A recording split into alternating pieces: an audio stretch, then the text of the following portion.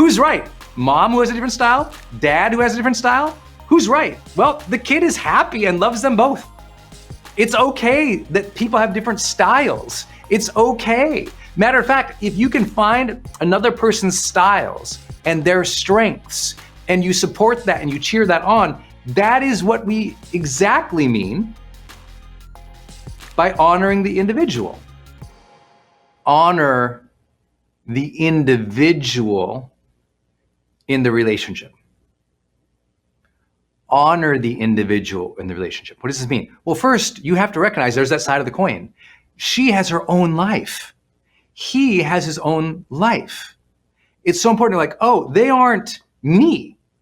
This is so important. They are not me. They don't have to think like me, be like me, act like me. Your job is not to create a mirror of yourself, okay? This is not the job in a relationship. Your job is not to project yourself and ask this person to adopt all of your values, all of your beliefs, all of your thoughts, all of your argumentations, all of your supposed greatness and perfection so that they become you. They're different than you. They don't need to be you. They don't need to understand you. They don't need to support you. They don't need to cheer you on. They don't need to be enthusiastic for you. They have their own life. And if they are those things for you, how dang blessed are you? How lucky are you? What an extraordinary thing that this person puts up with you, that this person cares for you, that this person has committed to you. What a blessing. We got in this world where we expect way too much of the other, the individual, where they're supposed to be your best friend. They're supposed to be your intimate partner. They're supposed to help you with business and finances and legal. They're supposed to be, clean up around the house with you. They're supposed to be the perfect parent. We expect so much from them to do things for us. Our expectations of the other for how they treat us and behave with us the way that we would like them to are completely absurd. And some of you have had this happen to you before. It's like they expect you to be exactly like them. I'm very different than Denise, my wife. Denise is very different than me. And whatever is about us, we cheer that on. We completely support that. She loves all the weird, extroverted, jumpy on stage guy, Brendon stuff. She loves my career. She cheers it on. That she doesn't want to do that. We tried doing a podcast together when we moved to Puerto Rico years ago. And I think we made it maybe a month or two. And we were like, oh, we don't enjoy this together. It was more like, oh, that's your thing.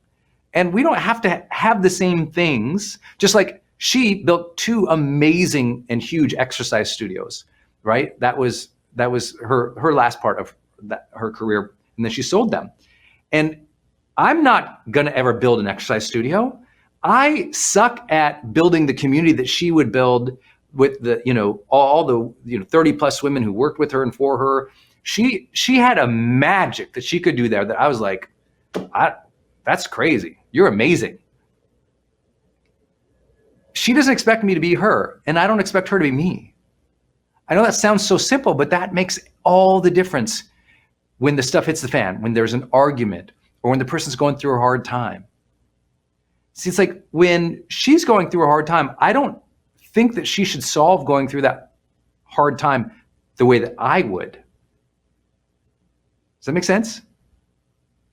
When we project upon the other that they should do things, think things, and be things like we will, we stop honoring and having reverence for their individuality, which is probably what drew them to you in the first place, right? Maybe you had some things in common, but part of the attraction was there was a polarity there, right? That polarity of like, oh, they're a little different.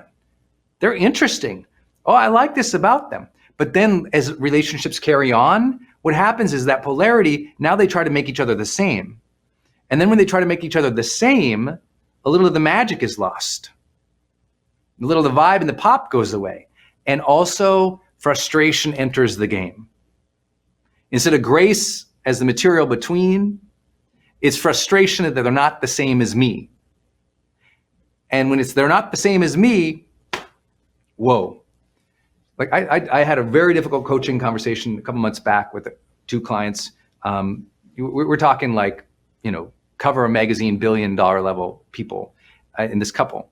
And they were just, struggle. And one of the things I was doing mediation with them, and they had this moment where they were talking about parenting. And what was very clear was they were mad at each other that they don't parent the same. And yes, we as a couple have to be on the same page. And we try to get on the same page. But different styles are okay. Because it turned out that the child liked both mom and dad. So who's right? Mom who has a different style? Dad who has a different style? Who's right? Well, the kid is happy and loves them both. It's okay that people have different styles. It's okay. Matter of fact, if you can find another person's styles and their strengths, and you support that and you cheer that on, that is what we exactly mean by honoring the individual. I cheer Denise on for all sorts of ways she is and thinks that that's so not me. It's just not my thing. Like, she's so good at so many things. Like, one of the things she's so amazing at is like design and making everything just gorgeous and pretty. I'm the sloppy guy. I got stuff all over the place. I took 30 minutes to clean this place just to get ready for the show today. You know what I'm saying? I'm not built that way. She's traveling right now, so my counter is just, I'm a guy who, like, I put it on if I'm going to use something every day, it stays on the counter. Why would I put it away? I'm going to use it every day. Nuh-uh. Her, as soon as it touches the counter and it's done, put it away. Difference. But I love that about her. Our house is gorgeous. I love that about when we travel, she has a different style of traveling than I do. So she sees things different than me. You have to honor the other, and they have to feel honored in that individuality for the relationship to go deeper. So I'm always trying to do that. She's trying to do that. And somehow we both feel very honored in our relationship because, like, I see her, she sees me, and it's okay that we're different. And our biggest fights are when we expect each other to think the same or be the same or do the same. Does this make sense? I think this is really profound. Honor the other, honor their individuality. And honoring it means accepting it, not judging it. Honoring it means being open to it, but it also means celebrating it. Cheer them on. If you could give a speech about your spouse or partner, you should talk about all the unique things about themselves and be so prideful, joyous, happy about that. But also, let me share this with you.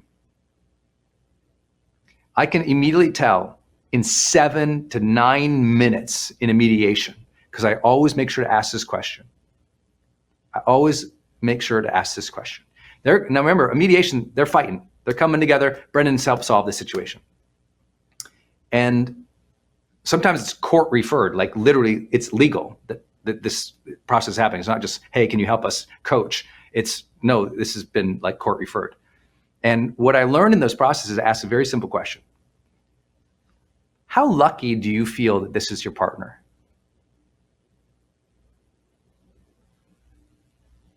If you feel lucky to have that person in your life, I know you are honoring the other.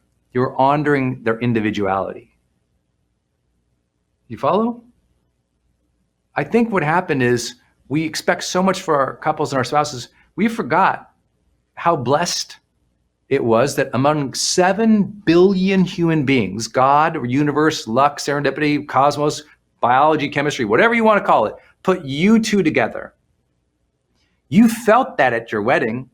You felt that on those first couple of dates. You felt that at the beginning, that lucky to have this person. I'm so lucky I found a person finally.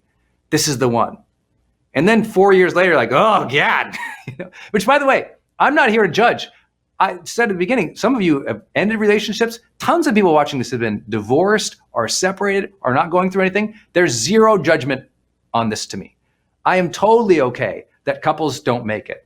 I'm totally okay in understanding that it's hard and sometimes we judge wrong, or sometimes people change, man. Life is long. People change, and sometimes what people change into, we don't want to be a part of. So this is not me going, all marriages have to last forever and being Pollyanna about it. Lots of them don't. Most of them ultimately, by the end of this decade, will not. Literally, the vast majority will not. That's just where we're heading. So I'm not here to judge it, and I don't have any opinion about it. Like, I've been ups and downs throughout my life in different relationships. I don't have a judgment to it. What I'm here to suggest is when they're great, you feel lucky to have that other person in your life. I was on a Clubhouse recently, and one of the guests asked me, or one of the hosts asked me such a great question. They said, Brendon, what's something that has been a secret to your success that most people wouldn't think about when they think about all the marketing you do, or all the business, or all the investments, or all the leadership, or whatever? And I was like, I lucked out with the right life partner. I chose the right person. And I feel lucky to have her in my life, especially because I'm an idiot. You know? So it's like, hey, if you could have a little more, the more grace you have, the more luck you feel that the other is in your life. Just share it.